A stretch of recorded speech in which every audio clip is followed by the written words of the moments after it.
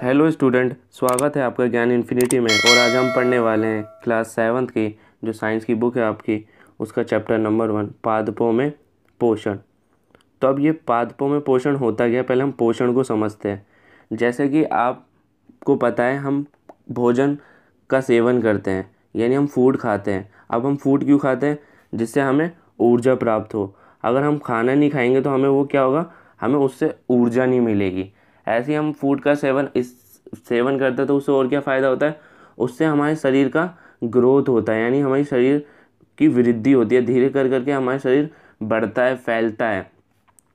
तो जब हम भोजन करते हैं, उस भोजन में कुछ घटक पाए जाते हैं। जब उन घटकों का शरीर द्वारा अलग अलग उपयोग किया जाता है, उसी को क्या कहते हैं, हम पोषण कहते हैं। ठीक है, पोषण किसे कहते हैं? जब हम भोजन करते हैं, उस भोजन का जब शरीर द्वारा उपयोग किया जाता है अलग अलग कामों में, उसे ही क्या कहते हैं, हम पोषण कहते हैं। अब इसी तरीके से इस चैप्टर में हम पढ़ेंगे कि पादपों में पोषण कैसे प्राप्त होता है। पादपों में पोषण कैसे प्राप्त होता है। अब यहाँ पर पोषक दे रखा है। ये पोषक क्या होता है? तो हमारे भोजन में कुछ घटक पाए जाते हैं। इन घटकों का उपयोग जब शरीर कर लेता है अलग अलग कामों के लिए, उसे क्या कहते हैं, हम पोषक कहते हैं। जैसे इसके भोजन के घटक क्या क्या होता है? कार्बोहाइड्रेट, प्रोटीन, वसा, विटामिन। कार्बोहाइड्रेट द्वारा और वसा द्वारा हमें हमारे शरीर को ऊर्जा मिलती है, जिससे हम काम करते हैं। जैसे अगर आपके पापा अगर कहीं काम पे जाते होंगे, वो अगर फूड नहीं खाएंगे यानी खाना नहीं खाएंगे, अब खाने में अगर उनके कार्बोहाइड्रेट और वसा यानी फैट नहीं होगा तो उनके अंदर क्या होगा, एनर्जी नहीं आ पाएगी। अब जब एनर्जी नहीं आ पाएगी तो वो काम नहीं कर पाएंगे। ऐसी प्रोटीन किस काम आता है? प्रोटीन हमारे शरीर के ग्रोथ करने यानी विकास करने के लिए। अगर एक छोटा बच्चा है, अगर उसे हम बराबर मात्रा में प्रोटीन नहीं देंगे तो उसका सही से ग्रोथ नहीं हो पाएगा, वो बढ़ नहीं पाएगा, वो फैल नहीं पाएगा। ऐसे विटामिन है। विटामिन क्या करता है, हमें बहुत सारे रोगों से बचाता है। जैसे कैल्शियम से बचाता है, हमें आयरन की कमी से बचाता है। तो विटामिन का काम क्या है? रोगों से हमें बचाना। तो आप ये देख रहे हो, ये जो भोजन के ये जो अलग अलग घटक है, कार्बोहाइड्रेट, प्रोटीन, वसा और विटामिन, इनका सेवन हमारे शरीर द्वारा किया जाता है और इनका अलग अलग उपयोग किया जाता है। इसे ही हम क्या कहते हैं, पोषक कहते हैं। अब यहाँ पर क्या दे रखा है, यहाँ पर ये बता रहे हैं जो सभी सजीव होते हैं, जो सभी जीव हैं, उनको भोजन की आवश्यकता होती है। जैसे अगर मैं बात करूँ, इंसान है, उन्हें भोजन की आवश्यकता होती है। जानवर हैं, उन्हें भी भोजन की आवश्यकता होती है। और पेड़ पौधे जो हैं, उन्हें भी भोजन की आवश्यकता होती है। जो इंसान है वो अपना भोजन कहाँ से प्राप्त करता है? वो या तो जानवर से प्राप्त करता है या फिर पेड़ पौधों से प्राप्त करता है। अगर मैं जानवर की बात करूँ तो जानवर कहाँ से भोजन प्राप्त करता है? वो पेड़ पौधों से प्राप्त करता है या फिर ऐसे जानवरों को खाते हैं जो पेड़ पौधों को खाते हैं। अगर मैं पेड़ पौधों की बात करूं तो पेड़ पौधे कहाँ से खाना प्राप्त करते हैं? अगर मैं आपसे पूछूं, आपने कभी पेड़ पौधों को चबाते हुए देखा है, कुछ खाते हुए देखा है? नहीं ना। तो इस चैप्टर में आज हम यही पढ़ेंगे कि जो पादप है वह अपना खाना कैसे बनाते हैं। यहाँ पर दे रखा है, पादप स्वयं के लिए भोजन बना सकते हैं, यानी पेड़ पौधे जो होते हैं वो खुद अपना खाना बना सकते हैं। इस चैप्टर में हम यही पढ़ेंगे कि वो खाना अपना बनाते कैसे हैं। तो आपको यहाँ पर ये पता चला, जो जानवर और इंसान है यानी जंतु और इंसान है, वो किस पर निर्भर करते हैं? वो पादप यानी पेड़ पौधों पर निर्भर करते हैं। इंसान जानवरों से खाना लेता है और पेड़ पौधों से लेता है। और जानवर क्या करते हैं, कुछ जानवर पेड़ पौधों को खाते हैं और जो जानवर पेड़ पौधों को खाते हैं उनको वही जानवर खा लेते हैं। जैसे शेर किसे खा लेता है? हिरन को। और हिरन किसे खाता है? पेड़ पौधे को। तो आप यहाँ पर देख रहे हो, सब किस पे डिपेंड करते हैं? पादपों यानी पेड़ पौधों पर करते हैं। और आपको यहाँ पर पता चला, जो पौधे होते हैं यानी पेड़ पौधे होते हैं वो अपना खाना खुद बना सकते हैं, लेकिन जानवर और इंसान यानी मनुष्य अपना खाना खुद नहीं बना सकते। वो किस पर डिपेंड करते हैं? वो पादपों पे डिपेंड करते हैं। तो चलिए हम आगे पढ़ते हैं कि ये जो पादप है अपना खाना कैसे बनाते हैं। अब यहाँ पर स्वयं पोषण दे रखा है। स्वयं पोषण क्या होता है? स्वयं पोषण वो होता है जो अपना खाना खुद बना सकते हैं, उसे हम क्या कहते हैं, स्वयं पोषण कहते हैं। यानी जो पेड़ पौधे हैं वो अपना खाना खुद बनाते हैं तो हम पेड़ पौधों को क्या कहते हैं, स्वयं पोषण कहते हैं। ठीक है, स्वयं पोषण किसे कहते हैं? जो अपना खाना खुद बनाते हैं। केवल पादप ही ऐसे जीव हैं जो जल, कार्बन डाइऑक्साइड एवं खनिज की सहायता से अपना भोजन बना सकते हैं। ये सभी पदार्थ उनके परिवेश में उपलब्ध होते हैं। तो आपको याद रखना है, जो पेड़ पौधे होते हैं वो अपना खाना खुद बना सकता है, और किसकी सहायता से? जल, कार्बन डाइऑक्साइड और खनिज की सहायता से वो अपना खाना बना सकता है, और ये इनके आसपास के एनवायरनमेंट में ही मिल जाता है। पोषक पदार्थ सजीवों की शारीरिक संरचना, वृद्धि तथा क्षतिग्रस्त भागों के रखरखाव के लिए समर्थ बनते हैं। जैसा कि मैंने आपको ऊपर अभी बताया था कि जो पोषक पदार्थ होते हैं वो क्या करते हैं? हमारी शरीर की संरचना को बनाते हैं, उससे हमारे शरीर को क्षतिग्रस्त यानी हमें जो जहाँ पर हमें चोट लगती है उससे भी हमें बचाता है, और हमारे शरीर की वृद्धि करता है यानी विकास करता है।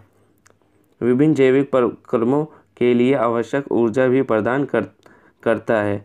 तो आपको पता है कि अगर हमें कुछ काम करना है तो उसके लिए हमें ऊर्जा चाहिए होती है। वो ऊर्जा हमें कहाँ से मिलती है? भोजन से मिलती है, और वो किसका सेवन करने से मिलती है? कार्बोहाइड्रेट और वसा का। सभी सजीवों द्वारा भोजन ग्रहण करने एवं उनके उपयोग की विधि को पोषण कहते हैं। पोषण की वह विधि जिसमें जीव अपना भोजन स्वयं संश्लेषित करते हैं स्वयं पोषण कहलाते हैं। स्वयं संश्लेषित का मतलब खुद जो अपना खाना बनाते हैं। बहुत सारी संश्लेषण का मतलब क्या होता है? बहुत सारी चीज़ों को इकट्ठा करके एक नई चीज़ का निर्माण करना। ऐसे ही बहुत सारी चीज़ों को इकट्ठा करके उससे कुछ बनाना ही क्या कहलाता है? संश्लेषण। और स्वयं संश्लेषण का मतलब यहाँ पर क्या दे रखा है? स्वयं पोषण। यानी जो पेड़ पौधे हैं वो अपना खाना खुद ब खुद बना लेते हैं। किस किन चीज़ों को इकट्ठा करके? जल, कार्बन डाइऑक्साइड और खनिज, इनकी सहायता से ये क्या करते हैं? खाना बनाते हैं। जो अपना खाना, अपना भोजन खुद बनाते हैं उसे हम क्या कहते हैं? स्वयं पोषण कहते हैं। हम स्वयं पोषण को स्वयंपोषी भी कहते हैं। जंतु एवं अधिकतर अन्य जीव पादपों द्वारा संश्लेषित भोजन ग्रहण करते हैं, उन्हें विषमपोषी कहते हैं। तो आपको यहाँ पर याद रखना है कि जो अपना खाना खुद स्वयं संश्लेषित करते हैं, खुद बनाते हैं भोजन, उसे हम क्या कहते हैं? विषमपोषी कहते हैं। और जो अपना खाना खुद ना बनाकर दूसरे पर डिपेंड रहते हैं उसे हम विषमपोषी कहते हैं। जैसे यहाँ पर जो जंतु और अधिकतर इंसान की अगर हम बात करें तो वो किस पर डिपेंड करते हैं? पादपों पर। जो पादपों यानी पेड़ पौधों पर डिपेंड रहते हैं, निर्भर रहते हैं, उसे हम विषमपोषी कहते हैं। अब हम यहाँ पर पढ़ेंगे जो पेड़ पौधे होते हैं वो क्या होते हैं? स्वयंपोषी होते हैं, यानी वो अपना खाना खुद बनाते हैं। और जो अपना खाना खुद नहीं बनाते वो दूसरे पर निर्भर रहता है, उसे हम क्या कहते हैं? विषमपोषी। तो यहाँ पर हम स्वयंपोषी यानी पेड़ पौधों के बारे में पढ़ेंगे, वो अपना खाना कैसे बनाते हैं। जिस प्रक्रिया द्वारा वो अपना खाना बनाते हैं उसे हम क्या कहते हैं? प्रकाश संश्लेषण कहते हैं।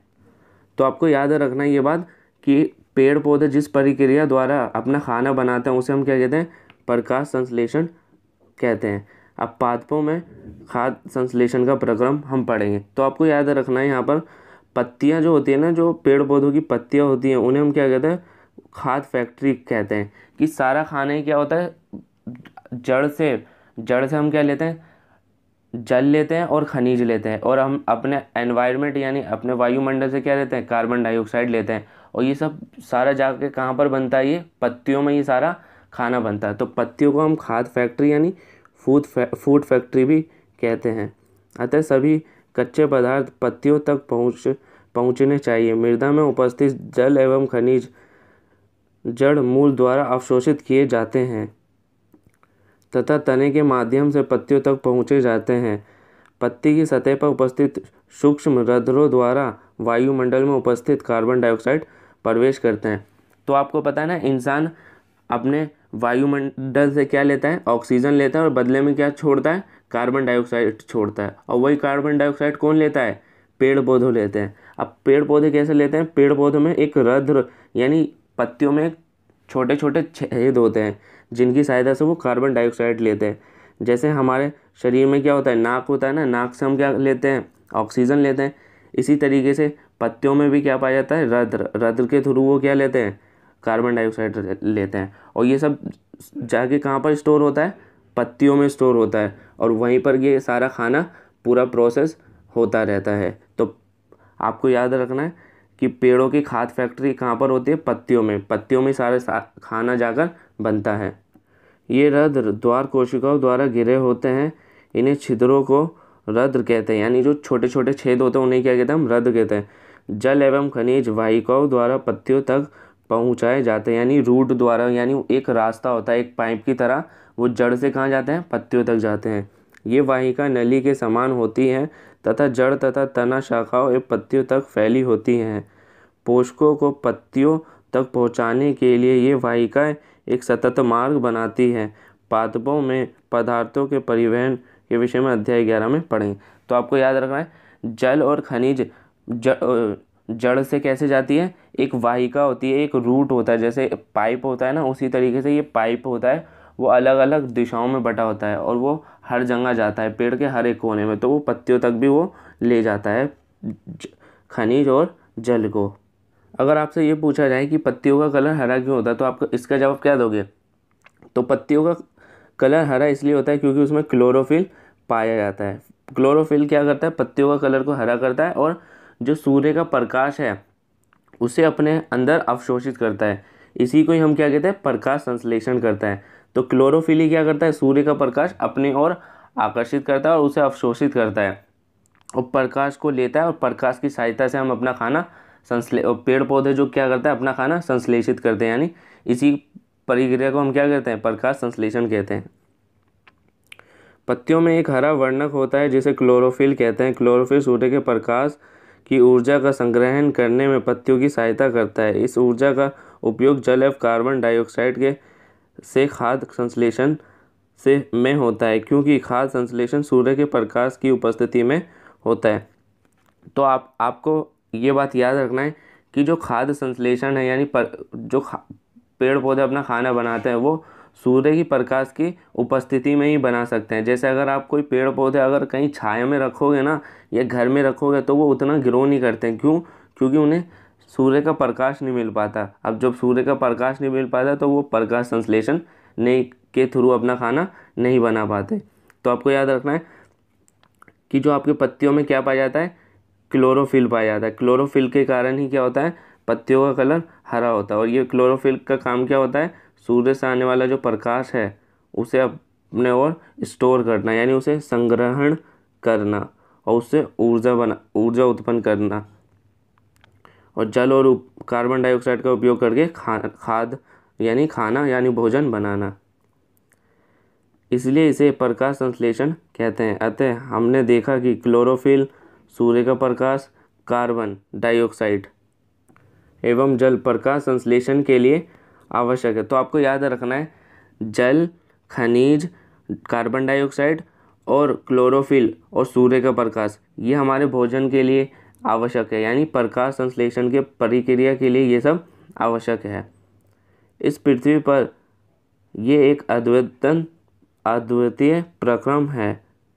पत्तियों द्वारा सौर ऊर्जा संग्रहित की जाती है तथा पादप में खाद के रूप में संचित हो जाती है। अतः सभी जीव के लिए सूर्य ऊर्जा का चरम स्रोत है। तो अगर कोई क्वेश्चन पूछे कि हमें ऊर्जा कहाँ से मिलती है, तो एक ही मात्र स्रोत है, वो क्या है, सूर्य से मिलती है। सूर्य से हम क्या करते हैं, जैसा अगर हमें बिजली बनानी है तो हम वो किससे बनाते हैं, सूर्य से जो मिलने वाली ऊर्जा है उसका यूज़ करके हम बिजली बनाते हैं। क्या आप कल्पना कर सकते हैं कि प्रकाश संश्लेषण नहीं होता तो क्या होता? अगर आप बताओ, अगर इंसान और जानवर किस पे डिपेंड करते हैं, वो पेड़ पौधों पे निर्भर होते हैं, क्योंकि ये इंसान जानवर विषमपोषी होते हैं और पेड़ पौधे स्वयंपोषी होते हैं कि वो अपना खाना खुद बनाते हैं। जब अपना खाना खुद बनाने वाला पेड़ पौधा जब प्रकाश संश्लेषण नहीं कर पाएगा तो क्या होगा, तो वो भी खाना नहीं बना पाएंगे, तो हम भी खाना नहीं ले पाएंगे। तो ऐसे जीवन ही संभव नहीं हो पाएगा। प्रकाश संश्लेषण न होने की उपस्थिति में खाद्य उपलब्ध नहीं होगा। तो आपको पता है, जब पेड़ पौधे खाना नहीं बनाएंगे तो हमें खाना कहाँ से मिलेगा? सभी जीवों का अस्तित्व प्रत्यक्ष अथवा परोक्ष रूप से पादपों द्वारा निर्मित भोजन पर निर्भर करता है। तो आपको याद रखना है, इंसान और जानवर किस पर डिपेंड करते हैं, पेड़ पौधों पे। पेड़ पौधों को कौन खाता है, किसी हिरन ने खा लिया, हिरन को किसी और जानवर ने खा लिया, यानी शेर ने खा लिया, शेर को किसी इंसान ने खा लिया। तो ये एक प्रोसेस चलता रहता है। इसके अतिरिक्त सभी जीवों के लिए परमावश्यक ऑक्सीजन की ऑक्सीजन भी प्रकाश संश्लेषण के दौरान निर्मित होता है। तो आपको याद रखना है, जब प्रकाश संश्लेषण होता है, जब पेड़ पौधे अपना खाना बनाते हैं तो खाना बना के वो हमें क्या देते हैं बदले में? हमें ऑक्सीजन देते हैं।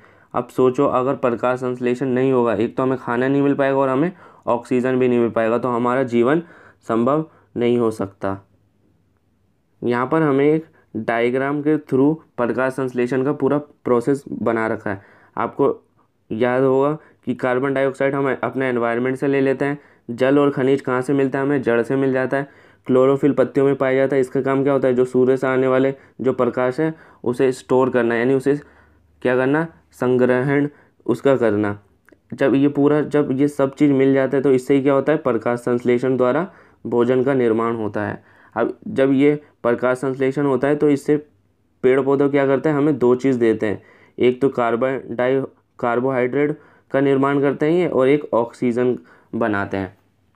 तो ऑक्सीजन हमारे सांस लेने के लिए ज़रूरी होता है। तो आपको याद रखना है, प्रकाश संश्लेषण द्वारा क्या दो चीज़ पौधे बनाते हैं? कार्बोहाइड्रेट और ऑक्सीजन।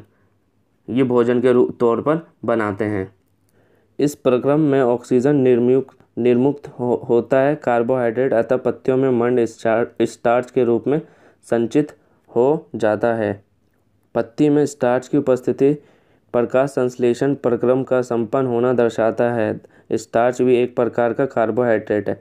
ठीक है, पत्तियों में क्या होता है? पत्तियों में स्टार्च रह जाता है। स्टार्च को हम क्या कहते हैं? यही कार्बोहाइड्रेट होता है।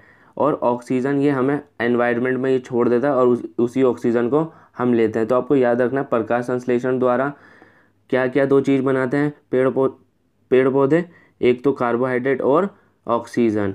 ये आपको याद रखना है। अब यहाँ पे एक इमेज के थ्रू भी बता रहे हैं। देखो, जड़ से हम क्या ले रहे हैं? जल और खनिज ले रहे हैं। पत्तियों में क्या पाया जाता है? क्लोरोफिल। और ये क्लोरोफिल क्या काम कर रहा है? सूर्य से आने वाली ऊर्जा को अपनी ओर आकर्षित कर रहा है और उसे स्टोर कर रहा है। और ये एनवायरनमेंट से देख रहे हो यहाँ पर कार्बन डाइऑक्साइड ये ले रहा है और बदले में बनाकर ये क्या दे रहा है? ऑक्सीजन दे रहा है। ये इसी पूरे प्रोसेस को हम क्या कहते हैं? प्रकाश संश्लेषण कहते हैं। प्रकाश संश्लेषण में किन किन चीज़ों की ज़रूरत होती है? जल, खनिज, क्लोरोफिल, कार्बन डाइऑक्साइड और सूर्य का प्रकाश, इन चीज़ों की ज़रूरत होती है। और ये बदले में बना के क्या देता है? ऑक्सीजन और कार्बोहाइड्रेट। हरी पत्तियों के अतिरिक्त अन्य वर्णक रंग की पत्तियां भी क्लोरोफिल युक्त होती हैं, परंतु इन पत्तियों में उपस्थित लाल रंग, भूरे अथवा अन्य वर्णक क्लोरोफिल के हरे रंग का प्रच्छादन कर देते हैं, अर्थात ढक लेते हैं। इन पत्तियों में भी प्रकाश संश्लेषण होता है। तो आपने कुछ ऐसी पत्तियां देखी होंगी जिनका कलर रेड होता है, येलो होता है। तो हमने यहाँ पर क्या पढ़ा? जो पत्तियों में क्या पाया जाता है? क्लोरोफिल। उसी क्लोरोफिल के कारण क्या होता है? पत्तियों का कलर हरा होता है। लेकिन जिन पत्तियों में क्या होता है? लाल कलर होता है, भूरा कलर होता है, उनमें भी क्लोरोफिल पाया जाता है। लेकिन ये जो लाल कलर और भूरे कलर होते हैं, वो जो हरा कलर है क्लोरोफिल का, उसे ये ढक लेते हैं। और ये जो पत्तियां हैं ये भी क्या करती हैं? इनका भी प्रकाश संश्लेषण द्वारा ये अपना खाना प्राप्त करते हैं। तो आप लोग कभी अपनी छत की टंकी के पास जाते हो तो वहाँ पर देखते हो बहुत सारा पानी गिरा रहता है, और वहाँ पानी गिरा रहता है तो वहाँ पर क्या होता है? हरी हरी एक काई सी जम जाती है। ऐसे आप कई बार देखोगे तालाब में, झरनों में, कई बार क्या होता है? वहाँ पर पानी बहुत टाइम तक इकट्ठा रहता है। जब उसका यूज़ नहीं किया जाता तो उस पानी पे एक हरी हरी परत बन जाती है, यानी काई से जम जाती है। उसे हम क्या कहते हैं? उसे हम शैवाल कहते हैं। आपने गीली दीवारों पर, तालाब अथवा ठहरे हुए जलाशय में हरे अवपंखी कई जैसे पादप देखे होंगे। ये सामान्य कुछ जीवों की वृद्धि के कारण बनते हैं, जिन्हें शैवाल कहते हैं। तो आप कभी कभार देखते हो ना, आपके दीवार पे भी क्या होता है? सीलिंग लग जाती है, तो वहाँ पर क्या होता है? एक हरा हरा सा काई सी जम जाती है, उसे ही क्या कहते हैं? हम शैवाल कहते हैं। क्या आप कल्पना कर सकते हैं कि इनका रंग हरा क्यों होता है? इनमें क्लोरोफिल होता है, जिनके कारण ये हरे दिखाई देते हैं। शैवाल भी प्रकाश संश्लेषण द्वारा अपना भोजन स्वयं प्राप्त करते हैं। तो आपको याद रखना है, जो आपकी छत पे जो पानी इकट्ठा हो जाता है, टंकी का पानी, और वो हरा हो जाता है, वो किस कारण होता है? उनमें भी क्या होता है? उनमें वो भी अपना खाना प्रकाश संश्लेषण द्वारा बनाते हैं। उनके अंदर भी क्या पाया जाता है? क्लोरोफिल पाया जाता है। यहाँ हम पढ़ेंगे पादपों में कार्बोहाइड्रेट के अन्य खाद्यों का संश्लेषण यानी बनना। जैसे हमें पता है ना, प्रकाश संश्लेषण द्वारा क्या क्या बनता है? कार्बोहाइड्रेट और ऑक्सीजन। अब यहाँ पर हम ये पढ़ेंगे इनके अलावा और क्या क्या बनता है। अभी आपने पढ़ा कि प्रकाश संश्लेषण प्रक्रम द्वारा पादप कार्बोहाइड्रेट का संश्लेषण करते हैं। कार्बोहाइड्रेट कार्बन, हाइड्रोजन एवं ऑक्सीजन से बनते हैं। तो आपको याद रखना कार्बोहाइड्रेट किन से बनता है? कार्बन, हाइड्रोजन और ऑक्सीजन से मिलकर बनता है। इनका उपयोग खाद्य के अन्य घटकों के संश्लेषण में होता है, परंतु प्रोटीन नाइट्रोजन पदार्थ है जिनमें कार्बन, ऑक्सीजन एवं हाइड्रोजन के अतिरिक्त नाइट्रोजन भी होता है। पादपों को नाइट्रोजन कहाँ से प्राप्त होता है? तो आपको याद रखना है जो प्रोटीन है वो एक नाइट्रोजनी पदार्थ है, उसके अंदर कार्बन, ऑक्सीजन और हाइड्रोजन के अतिरिक्त और क्या होता है? नाइट्रोजन। और आपको एक बात याद रखनी है, जो पेड़ पौधे हैं वो नाइट्रोजन सीधा सीधा तौर पर नहीं ले सकते, और इंसान भी क्या कर सकते हैं? नाइट्रोजन सीधे सीधे तौर पर नहीं ले सकते। लेकिन हमारे एनवायरनमेंट में क्या है? नाइट्रोजन भरपूर मात्रा में पाया जाता है, फिर भी हम इंसान और पेड़ पौधे इसका सेवन डायरेक्ट नहीं कर सकते। अगर इंसानों के ऑक्सीजन के थ्रू ज़्यादा तो है, फिर वो दोबारा बाहर आ जाता, वो अंदर टिक नहीं पाता। तो अब ये लेते कैसे हैं? तो आपको याद रखना है जो पेड़ की जड़ें होती हैं उनमें एक बैक्टीरिया पाया जाता है। उस बैक्टीरिया का नाम क्या है? राइजोबियम। वो बैक्टीरिया क्या करता है? नाइट्रोजन का सेवन करके उसे हमारे उपयोग करने यौगिक में बदल देता है, यानी उसे नाइट्रोजन यौगिक में बदल देता है। आपको क्या याद रखना है कि जो राइजोबियम बैक्टीरिया होता है जो जड़ में पाया जाता है, वो नाइट्रोजन का सेवन करता है और उस नाइट्रोजन को नाइट्रोजन यौगिक में बदल देता है, यानी हमारे उपयोग करने लायक बना देता है उसे। कौन बनाता है? जो बैक्टीरिया होता है जो जड़ में पाया जाता है। किसकी जड़ में? पेड़ पौधों की जड़ में पाया जाता है। उसका नाम क्या है? राइजोबियम। और वो क्या करता है? उसे नाइट्रोजन यौगिक में जब उसे परिवर्तित कर देता है, तो फिर उसके बाद जो पेड़ पौधे हैं उसका सेवन कर सकते हैं, उसे ले सकते हैं पेड़ पौधे। जब फिर पेड़ पौधे उन्हें लेते हैं, फिर पेड़ पौधों को इंसान द्वारा खाया जाता है, फिर इंसानों के अंदर भी क्या चला जाता है? नाइट्रोजन की मात्रा चली जाती है। याद कीजिए, वायु में नाइट्रोजन गैसीय अवस्था में प्रचुर मात्रा में पाए जाते हैं, परंतु पादप इसका अवशोषण इसी रूप में नहीं कर सकते। तो मैंने आपको क्या बताया, जो पेड़ पौधे हैं और जो इंसान है वो नाइट्रोजन को सीधा सीधा नहीं ले सकता। वो लेते कैसे हैं? मिट्टी में क्या पाया जाता है? राइजोबियम नाम का एक बैक्टीरिया पाया जाता है, वो उसे नाइट्रोजन यौगिक में बदलकर उसे उपयोग करने लायक बना देता है। मिट्टी में कुछ विशेष जीवाणु होते हैं जो गैसीय नाइट्रोजन को उपयोगी यौगिकों में परिवर्तन कर मृदा में निर्मुक्त कर देते हैं। ये विलय पदार्थ पादपों द्वारा जल के साथ अवशोषित कर लिया जाता है। ठीक है, जब वो राइजोबियम बैक्टीरिया उसे नाइट्रोजन को नाइट्रोजन यौगिक यानी उपयोग करने लायक बना देता है, तो जो पेड़ की जड़ें वो कैसे लेती हैं? वो पानी के थ्रू, खनिज जब वो लेती है प्रकाश संश्लेषण प्रक्रिया में, उसी के थ्रू नाइट्रोजन भी ले लेती है। संभवतः आपने देखा है कि किसान अपने खेतों में उर्वरक तथा खाद डालते हैं जिसमें नाइट्रोजन पदार्थों की प्रचुरता होती है। इस प्रक्रम अन्य संगठकों के साथ पादपों की नाइट्रोजन की मांग की आपूर्ति हो जाती है। इसके पश्चात पादप खाद के अन्य संगठकों जैसे प्रोटीन एवं वसा का संश्लेषण करते हैं। तो आपको याद रखना है, जो आपने किसान लोगों को देखा है ना, खाद में क्या डालते हैं? उर्वरक या खाद डालते हैं। उसमें क्या होता है? बहुत सारे नाइट्रोजन और अलग अलग पदार्थ पाए जाते हैं जिससे फसल के लिए फ़ायदेमंद होता है। अब हम यहाँ पर पढ़ेंगे पादपों में पोषण की अन्य विधियाँ, कि अलग अलग तरीके से अलग अलग पेड़ पौधे भी अपना खाना बनाते हैं।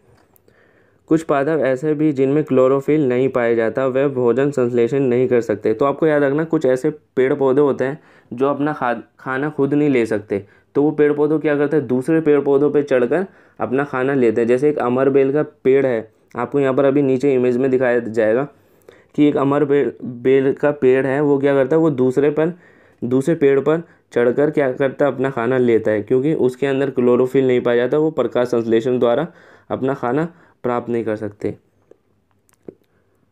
वे कैसे जीवित रहते हैं तथा वे पोषक किस प्रकार प्राप्त करते हैं? मनुष्य एवं अन्य प्राणियों की तरह ये पादप भी अपने पोषण के लिए अन्य पादपों द्वारा निर्मित खाद्य पर निर्भर होते हैं। ये विषमपोषी प्रणाली का उपयोग करते हैं, यानी ये जो पेड़ होते हैं ये भी क्या होते हैं?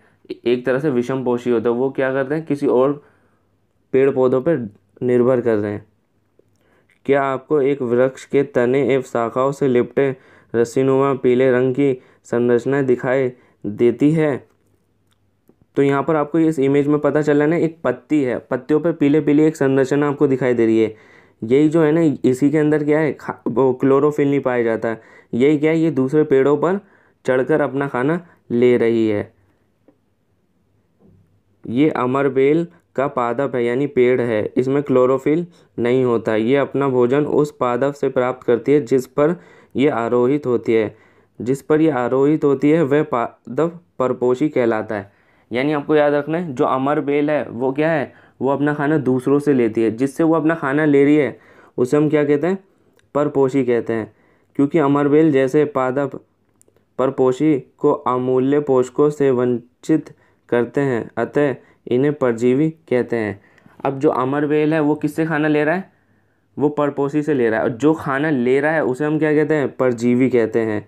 ठीक है, जो खाना दे रहा है उसे हम क्या कहते हैं, परपोषी कहते हैं, और जो खाना ले रहा है उसे हम परजीवी कहते हैं। यहाँ पर हमसे एक क्वेश्चन पूछा गया है कि जो इंसान और जानवर है वो भी क्या परपोषी कहलाते हैं, परजीवी कहलाते हैं। तो हम इसका आंसर क्या देंगे, हाँ, परजीवी कहलाते हैं। परजीवी क्या होते हैं, जो दूसरे पेड़ों से खाना प्राप्त करते हैं। तो इंसान और जानवर भी किसी न किसी तरीके से दूसरे पेड़ों पर ही क्या है, निर्भर करते हैं। तो परजीवी हम किसे कहते हैं, जो दूसरों पर निर्भर करते हैं, यानी पेड़ पौधों पर। तो इंसान भी पेड़ पौधों पर निर्भर करता है और जानवर भी पेड़ पौधों पर निर्भर करता है। तो हम लोग भी क्या हैं, इंसान और जानवर क्या है, वो परजीवी कहलाते हैं। अब हम यहाँ पर कुछ ऐसे पादपों को यानी पेड़ों के बारे में पढ़ेंगे जो जीव जंतु यानी छोटे छोटे कीड़े मकोड़ों को खाकर अपना खाना प्राप्त करते हैं। क्या आपने ऐसे पादपों को देखा है अथवा उनके विषय में सुना है जो जंतुओं का भक्षण करते हैं? कुछ ऐसे पादप भी हैं जो कीटों को पकड़ते हैं तथा उन्हें पचा जाते हैं। क्या ये विषमकारी नहीं है? ऐसे पौधे हरे या अन्य किसी रंग के हो सकते हैं। पादप इस घड़े के समान दिखाई देने वाली संरचना वास्तव में उसकी पत्ती का रूपांतर भाग है। पत्ती का शीर्षक भाग घड़े का ढक्कन बनाता है। घड़े के अंदर अनेक रोम होते हैं जो नीचे की ओर ढके रहते हैं, अर्थात अधोमुखी होते हैं। जब कोई कीट घड़े में प्रवेश करता है तो ये उसे रोम में फंसा लेता है। तो आप यहाँ पर ये पादप देख रहे हैं, इसका नाम क्या है, पिचर प्लांट है। इसे हम क्या कहते हैं, पिचर प्लांट कहते हैं। इसे घटपर्णी भी कहते हैं। अब ये देखो, ये एक घड़े जैसा, ये देखो मटके जैसा है, और ऊपर ये क्या है, ऊपर एक पत्ती से इसका ढक्कन बना हुआ है। इसके अंदर है ना रोम होती है, बहुत सारी रस्सी नुमा संरचना बनी होती है। इसके अंदर से स्मेल निकलती है, फिर जो छोटे छोटे कीड़े मकोड़े हैं इसकी तरफ आकर्षित होकर इसके अंदर घुस जाते हैं, और जैसे ये घुसते हैं तो ये पत्ता इसमें ये बंद कर लेता है और फिर उसे अपना भोजन बना लेता है। तो आप यहाँ पर देख रहे हो पिचर, ये इस प्लांट का नाम क्या है, पिचर प्लांट कहते हैं। हम हिंदी में क्या कहते हैं, घटपर्णी। तो ये क्या करता है, पिचर प्लांट कीड़े मकोड़े या चूहों को ये खाकर अपना खाना प्राप्त करता है। बीज फंसा जाते हैं। घड़े में उपस्थित पाचक रस द्वारा कीटों का पाचन हो जाता है। कि कीटों का भक्षण करने वाले ऐसे पादप कीटभक्षी पादप कहलाते हैं। तो आपको याद रखना है, जो कीड़े मकोड़ों को खाकर अपना भोजन प्राप्त करते हैं उसे कीटभक्षी पादप कहते हैं। कीटभक्षी पादप किसे कहते हैं, जो कीड़े मकोड़ों को खाकर, ऐसे पेड़ पौधे जो कीड़े मकोड़ों को खाते हैं और फिर अपना भोजन प्राप्त करते हैं उसे कीटभक्षी पादप कहते हैं। यहाँ पर दो पेड़ पौधों, दो प्लांट के नाम भी दे रखा है, वीनस फ्लाई ट्रैप और दूसरा संड्यू कीटभक्षी पादप के दो अन्य उदाहरण हैं। अब हमने ये पढ़ा है कि कुछ पादप ऐसे होते हैं जो कीड़े मकोड़ों को खाकर अपना पोषक तत्व यानी भोजन प्राप्त करता है। अब यहाँ पर हम पढ़ेंगे कि कुछ पादप ऐसे भी होते हैं जो अपना भोजन मृत जीव यानी सड़ी गली चीज़ों से प्राप्त करते हैं। जैसे आप बरसात के मौसम में देखते हो ना, जब बरसात होती है तो पेड़ की जो टहनियाँ होती हैं वो टूट के नीचे गिर जाती हैं जड़ों में, और जड़ों में आपने कहीं बहुत बार देखा होगा बहुत सारे टूटे सड़े गली चीज़ होते हैं। वहीं पर क्या होता है, आपने मशरूम निकलते हुए देखा होगा। तो वो क्या है, सड़ी गली चीज़ों से अपना भोजन प्राप्त करते हैं। आपने बाज़ार में मशरूम बिकते देखे होंगे। वर्षा के दिनों में वृक्षों की सड़ी गली टूटी टहनियों अथवा तनों या छाल पर छाते के समान संरचनाओं के गुच्छे भी आपने देखे होंगे। आइए देखें कि जीवन यापन हेतु इन्हें किस प्रकार के पोषकों की आवश्यकता होती है, और ये कहाँ से प्राप्त करते हैं। तो आप यहाँ पर देखो मशरूम को देख सकते हो, ये कहाँ पर उगी हुई है। यहाँ पर देख रहे हो ये सड़ी, ये पेड़ की जड़ में क्या है, जड़ में क्या है, सड़ी गली चीज़ है, उसके ऊपर क्या उगी है, मशरूम उगा है। तो आपको याद रखना है ये जो कुछ पादप ऐसे होते हैं जो अपना भोजन कैसे प्राप्त करते हैं, सड़ी गली चीज़ों से। तो आप लोगों ने बरसात के मौसम में देखा होगा ब्रेड में क्या होता है, बहुत जल्दी फफूंदी लग जाती है। वो किस कारण होता है कि जैसे एक बरसात होती है तो थोड़ा गीला गीला होता है और नमी हो जाती है, और फिर थोड़ी देर बाद क्या होता है, गर्मी हो जाती है। जब नमी और गर्मी जब मिलती है तो उसी कारण क्या होता है, ब्रेड पे फफूंदी लग जाती है। अब ये देखते हो येलो येलो कलर का निशान आ जाता है, उस पर छोटे छोटे कीड़े दिखाई देते हैं, वो सड़ से जाते हैं। इसे हम क्या कहते हैं, कवक कहते हैं, यानी फंजाई कहते हैं।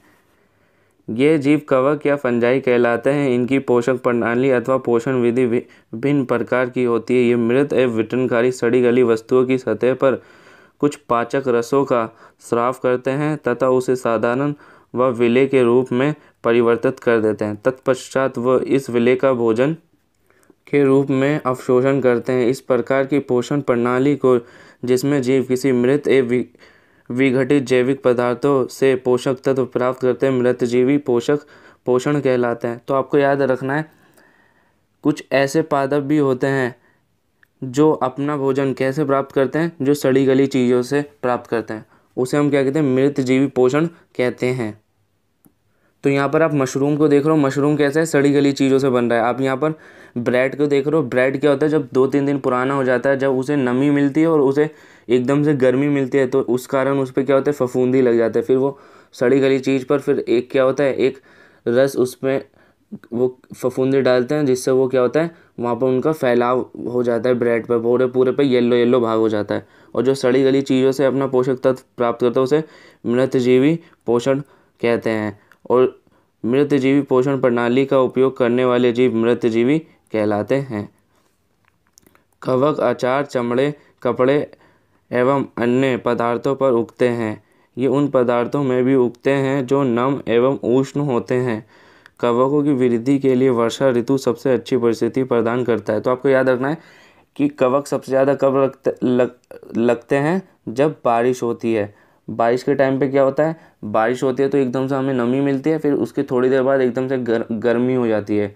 तो नमी और गर्मी मिलकर क्या बनाती है, फंजाई यानी कवक बनाती है, जिसमें हम ब्रेड भी देख रहे हैं, उसमें फफूंदी लग जाती है। इसी कारण वर्षा ऋतु के दौरान अनेक वस्तुएं कवकों की वृद्धि के कारण नष्ट एवं अनुपयोगी हो जाते हैं। तो आपने देखा होगा कि जब बरसात होता है तो बहुत सारी हमारे घर की वस्तुएं हैं वो क्या होती हैं, नष्ट हो जाती है। किस कारण, उनमें फफूंदी लग जाता है। फफूंदी कैसे लगता है, उसमें नमी और गर्मी दोनों जब मिल जाते हैं तो फफूंदी लग जाता है। तो आपको यहाँ पर याद रखना है, सड़ी गली से चीज़ों से जो पोषक तत्व प्राप्त करते हैं हम उसे मृतजीवी कहते हैं। यहाँ पर हमें क्या बता रखा है, यहाँ पर हमें ये बता रखा था कि जो कवक के बैक्टीरिया है वो हवा के अंदर उपस्थित होते हैं। जैसे ही उन्हें नमी और गर्मी मिलती है तो वो क्या करते हैं, किसी चीज़ पर बैठ जाते हैं और वहाँ पर वो अंकुरित होने लगते हैं, यानी वो फैलने लगते हैं एक के बाद एक। जैसे बीज होता है ना, वैसे ये क्या करता है, एक के बाद एक नए नए कवक जन्म होने लगते हैं और इसी तरीके से कवक फैल जाता है। यहाँ पर अब हम देखेंगे सहजीवी संबंध। सहजीवी संबंध क्या होता है, जब दो पादपों की भागीदारी द्वारा वो दोनों एक दूसरे मिलकर पोषक तत्व प्राप्त करते हैं, उसे ही हम क्या कहते हैं, सहजीवी संबंध। सहजीवी संबंध में क्या होता है, दो पादपों यानी पेड़ों की भागीदारी होती है। जैसे यहाँ पर एक लाइकेन का एग्जाम्पल लिया गया है। लाइकेन में कौन कौन रहता है, जैसे शैवाल और कवक रहता है। शैवाल के अंदर क्लोरोफिल होता है और कवक के अंदर क्लोरोफिल नहीं होता। शैवाल इसे क्या देता है, क्लोरोफिल, और कवक इसे रहने के लिए घर देता है और जल और पोषक तत्व देता है। तो इसे हम क्या कहते हैं, सहजीवी संबंध। जब दो पादप मिलकर पोषक तत्व प्राप्त करे, एक उसे रहने को घर दे और दूसरा उसे बदले में क्या है, और पोषक तत्व दे। जैसे यहाँ पर शैवाल इसे क्या दे रहा है, क्लोरोफिल दे रहा है, और कवक इसे बदले में रहने के लिए घर दे रहा है और जल और पोषक तत्व दे रहा है। इसे ही हम क्या कहते हैं, सहजीवी संबंध। सहजीवी संबंध के अंदर दो पादपों की भागीदारी होती है, दोनों मिलकर आधा आधा काम करते हैं। तो हम यहाँ पर पढ़ेंगे मृदा में पोषकों की पुनः पूर्ति किस प्रकार की जाए। तो आपने अक्सर देखा होगा किसानों को खेतों में खाद और उर्वरक डालते हुए। वो खाद और उर्वरक क्यों डालते हैं? तो आपको पता होगा, जब एक ही जगह पर हम बार बार फसल उगाते हैं तो वहाँ के जो पोषक तत्व है वो धीरे धीरे कम हो जाते हैं। इसी कारण जो किसान है वहाँ पे फसल को पूरा पूरा पोषक तत्व मिल जाए, इसीलिए उसमें खाद और उर्वरक डालते हैं। क्या आपने किसानों को अपने खेतों में अथवा माली के बगीचे के लॉन एवं गमलों में खाद अथवा उर्वरक डालते देखा है? क्या आप जानते हैं वे इन्हें मृदा में क्यों डालते हैं? तो आपको पता होगा, मृदा में यानी मिट्टी में इसीलिए डालते हैं क्योंकि हम बार बार एक जगह पे फसल उगाते हैं तो वहाँ की जो उत्पादन क्षमता है वो क्या हो जाती है, कम हो जाती है। वहाँ पे पोषक तत्व क्या हो जाते हैं, कम हो जाते हैं। उन पोषक तत्वों की पूर्ति करने के लिए हम खाद और उर्वरक डालते हैं। आप पढ़ चुके हैं कि पादप मृदा से खनिज और पोषक तत्व अवशोषित करते हैं, अतः मृदा में इसकी मात्रा लगातार कम होती जाती है। उर्वरक एवं खाद में नाइट्रोजन, पोटेशियम, फॉस्फोरस जैसे पोषक तत्व होते हैं। तो आपको याद रखना, उर्वरक और खाद में क्या क्या होता है, नाइट्रोजन, पोटेशियम और फॉस्फोरस। तो आपको पता है नाइट्रोजन कुछ पेड़ पौधे जो होते हैं वो नहीं ले सकते डायरेक्ट, तो देखो ये उर्वरक और खाद के थ्रू इन्हें मिल रहा है। पादपों द्वारा लगातार उपयोग किए जाने के कारण मृदा में उनकी मात्रा धीरे धीरे कम होती जाती है। इसलिए मृदा को इन पोषक तत्वों में समृद्धि करने के लिए भूमि में उर्वरक तथा खाद मिलने की आवश्यकता होती है। यदि हम पादप के पोषक की आवश्यकता के बारे में ज्ञान हो तो हम न केवल पादपों को उगा सकते हैं बल्कि उन्हें स्वस्थ भी रख सकते हैं। तो आपको याद रखना है, हम उसमें खाद और उर्वरक क्यों डालते हैं, क्योंकि उसमें जब हम एक ही जगह पर बार बार फसल उगाते हैं तो उसके पोषक तत्व में कमी आ जाती है। उस कमी को पूरा करने के लिए हम खाद और उर्वरक डालते हैं।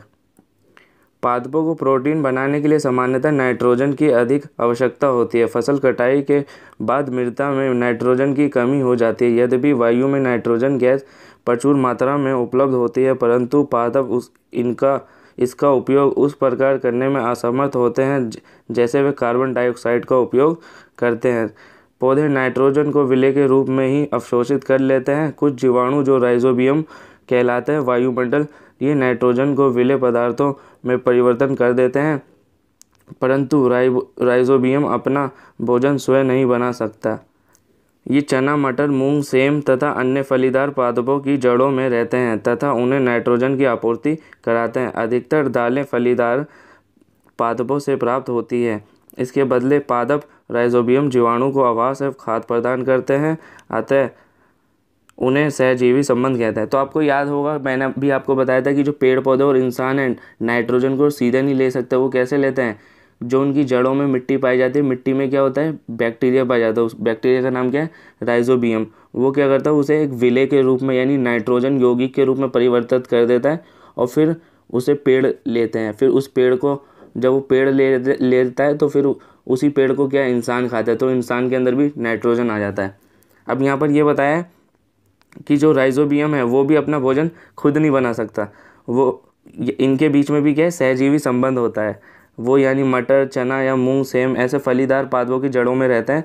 वो इन्हें घर देते हैं और ये उन्हें बदले में नाइट्रोजन देते हैं। इस संबंध का किसानों के लिए विशेष महत्व है। दालों की फसलों के लिए उन्हें मृदा में नाइट्रोजन उर्वरक देने की आवश्यकता नहीं पड़ती। तो आपको याद होगा, जो दालों के जड़ होते हैं उसमें राइजोबियम नाम का बैक्टीरिया पाया जाता है, इसीलिए वहाँ पर हमें नाइट्रोजन डालने की यानी नाइट्रोजन उर्वरक या खाद डालने की ज़रूरत नहीं होती। यही नहीं, दाल की फसल उगाने के बाद अगली फसल के लिए भी सामान्यतः उर्वरकता की आवश्यकता नहीं रहती। तो आपने यहाँ पर देख लिया कि दाल की फसलों में ही हमें नाइट्रोजन डालने की आवश्यकता क्यों नहीं है, क्योंकि वहीं पर क्या है, राइजोबियम बैक्टीरिया पाया जाता है। तो हमने इस चैप्टर में कुछ पॉइंट पढ़े, जैसे स्वयपोषी किसे कहते हैं, जो अपना खाना स्वयं संश्लेषित करते हैं। अब यहाँ पर विषमपोषी जो जीव जंतु दूसरे पर निर्भर करते हैं उसे क्या कहते हैं हम, विषमपोषी। परजीवी क्या होता है, कोई एक पेड़ जब दूसरे पेड़ से जब पोषक तत्व लेता है उसे हम परजीवी कहते हैं, जैसे अमरबेल। मृतजीवी यानी सड़ी गली चीज़ों से जो हम अपने पोषक तत्व प्राप्त करते हैं, जैसे हमने मशरूम के बारे में पढ़ा था और फंगाई के बारे में। यहाँ पर कीटभक्षी के बारे में भी हमने पढ़ा है ना। कीटभक्षी क्या होता है, जो अपना खाना कीड़े मकोड़ों को खाकर प्राप्त करते हैं। तो आपका चैप्टर यहीं पर ख़त्म होता है। अगर आपको कोई डाउट हो तो आप कमेंट कर सकते हैं। अब हम मिलते हैं नेक्स्ट वीडियो में।